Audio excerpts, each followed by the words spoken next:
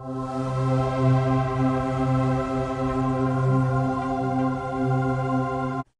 guys, welcome back to the channel, Dennis on a Dime.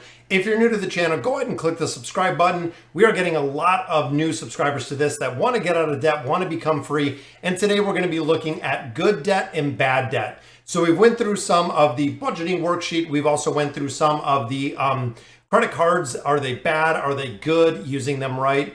So today, again, we're going to look at good debt versus bad debt. First one, of course, is going to be the largest debt that most people will carry, which is mortgages. Now with this, guys, really using that 50-30-20 rule that we talked about in our previous videos, knowing exactly how much house you can afford, that is going to fall into that 50% mark. So again, dependent on your income in that worksheet, how much can you really afford before you start shopping for a mortgage?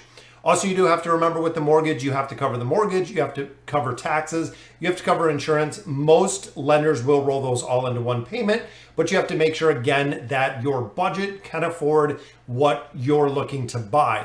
Now, with that being said, guys, rates within probably the last 6-8 months have almost doubled for mortgages. So unfortunately, if you're stuck with the same exact budget, you're going to be able to afford a significantly smaller house or a smaller price tag for a house because of the sheer amount that interest rates have went up.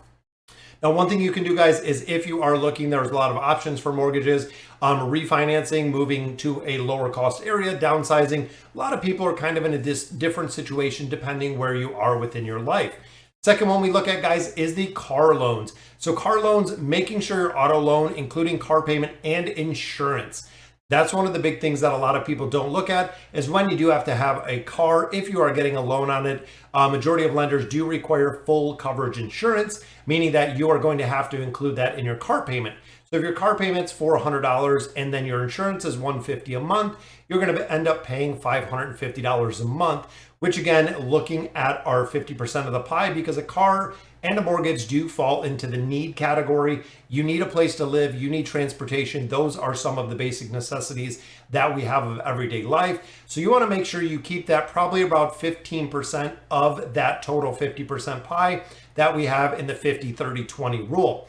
Now, some things you can do, guys, shop around for the rate. So within there, guys, when you're looking at a car loan and you're at a dealership, they will give you a rate. They'll run your credit a bunch of different places. You have the ability to shop around. You do not have to go with one of those places. You can find a lower interest rate at a majority of your credit unions or other places, depending, again, where you live, to get the same car at a much lower cost and a much lower obligation. Same with auto insurance, guys. A lot of people do not shop around for auto insurance.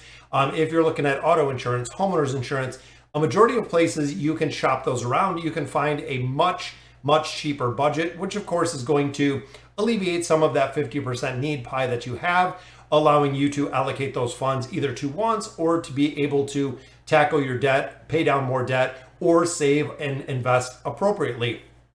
Third one, of course, that we see the biggest problem with is student loans, guys. Student loans can be absolutely incredibly costly depending what you're going for.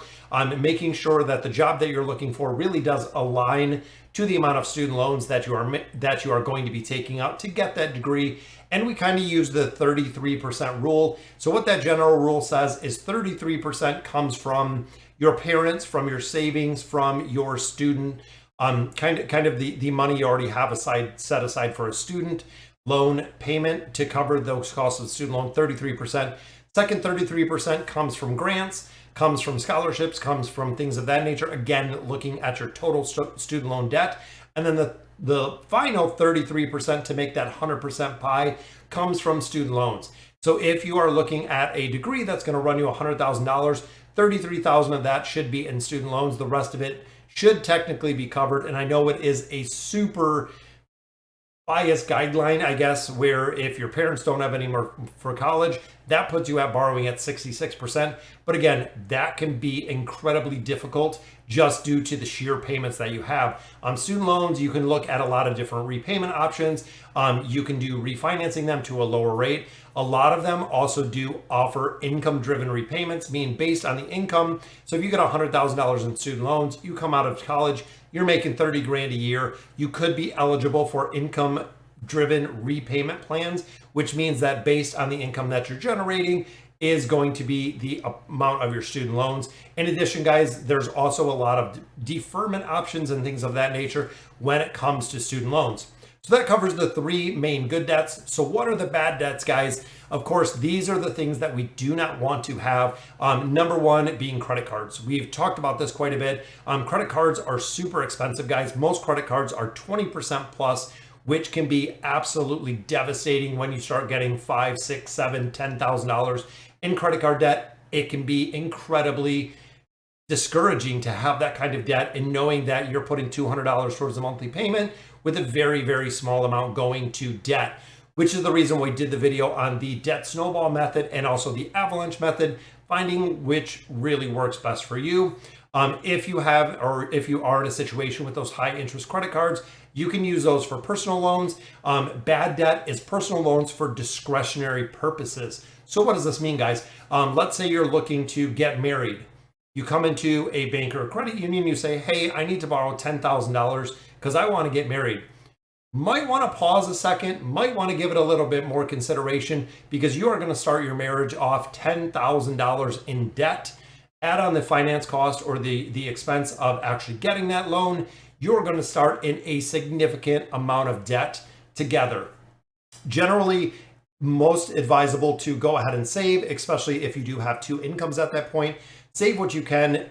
Don't borrow for things of that nature. I feel like if you have to borrow $10,000 to go on a vacation, maybe you should rethink that vacation. Is it really going to be worth it long term? If you're spending or borrowing $10,000 for a vacation, you're going to pay back $13,000, $14,000 on that vacation over the next 5 years, usually 3 to 5 years, general rule of thumb, for personal loans to do exactly what you should be saving for.